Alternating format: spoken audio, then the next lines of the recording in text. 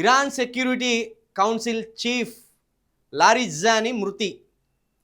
అంతం చేశామన్న ఇజ్రాయెల్ ప్రధాని నేతన్యాహు, రక్షణ మంత్రి కర్జ్, బాసిజ్ కమాండర్ సులేమానిని కూడా హతమార్చామని ప్రకటన. ఇరాన్ సర్కార్ కూల్చివేతకు ప్రజలకు ఇదే మంచి ఛాన్స్ అని కామెంట్. వీరి మరణ వార్తలపై స్పందించని ఇరాన్. ఇప్పటికే ఆయన ముజ్దాబా రష్యాలో ట్రీట్మెంట్ తీసుకుంటున్నాడట. ఇది ఖమేనీ పెద్ద కుమారుడు ముజ్దాబా రష్యాలో కోమాలో ఉండి ట్రీట్మెంట్ తీసుకుంటున్నట్టు కూడా ఓ సమాచారం. అది అట్లుండగానే ఇప్పుడు ఈ Larijani Iran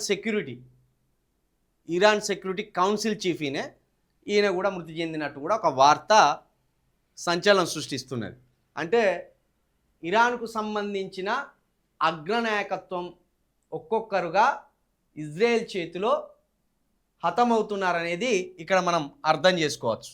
Iran national security council chief Ali Larijani 67ని తమ సైన్యం మట్టుబెట్టిందని ఇజ్రాయెల్ ప్రధానమంత్రి బెంజమిన్ నెతన్యాహు మంగళవారం ప్రకటించారు. ఇరాన్ సర్కార్ను కూలదోసేందుకు అక్కడి ప్రజలకు ఇదే మంచి అవకాశమని అన్నారు. ఈ ఉదయం మేము ఆలీ లారిజానీని అంతం చేశాం. ఇరాన్ను పాలిస్తున్న గ్యాంగ్స్టార్ల ముఠా అయిన రెవల్యూషనరీ గార్డ్స్కు ఆయనే బాస్ అని నెతన్యాహు ఒక ప్రకటనలో తెలిపారు. లారిజానీతో పాటు బాసిజ్ దళాల కమాండర్ జనరల్ గోలాం రేజా సులేమానిని 62ను కూడా హతమార్చినట్లు వెల్లడించారు. వీరు టెహ్రాన్ సహా ఇతర నగరాల్లోని సామాన్య ప్రజలపై హింసకు పాల్పడుతూ భయోత్పాతం సృష్టిస్తున్న ముఠా సభ్యులని అభివర్ణించారు. వాయుసేన విమానాలు, డ్రోన్ల సాయంతో తాము ఇరాన్పై నిరంతరం దాడులు చేస్తున్నామని చెప్పారు. మొత్తానికి ఇరాన్కి సంబంధించిన అగ్రనేతలు అనబడే వాళ్ళు ఒక్కొక్కరిగా ఇజ్రాయెల్ చేతుల్లో ఇజ్రాయెల్ జరుపుతున్న దాడుల్లో మరణిస్తున్నారు. ఇక ఇన్నాళ్ళు ఖమేనీ అకృత్యాలకు, ఖమేనీ దుర్మార్గాలకు, లేకపోతే ఖమేనీ టీం అని చెప్పుకోబడుతున్న వాళ్ళు ఎవరైతే ఉన్నారో ముజ్దాబా కావచ్చు, ఇప్పుడు లారిజానీ కావచ్చు, వీళ్ళంతా కూడా ఇజ్రాయెల్ చేతిలో మరణిస్తున్నారు.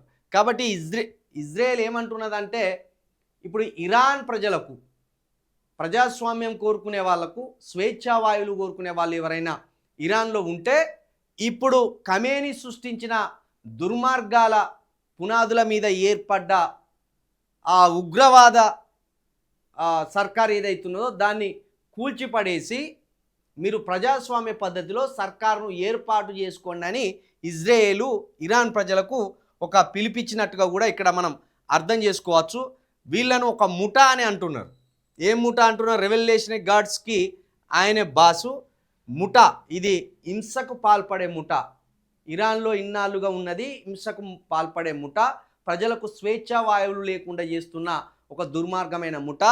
ఈ ముఠాను మేము అంతమొందించినాం, కాబట్టి మీరు హాయిగా ప్రజాస్వామ్య పద్ధతిలో అక్కడ పాలన చేసుకోండి అని బెంజమిన్ నెతన్యాహు ఇరాన్ ప్రజలకు ఒక పిలుపును ఇవ్వడం ఇక్కడ చూడవచ్చు మనం.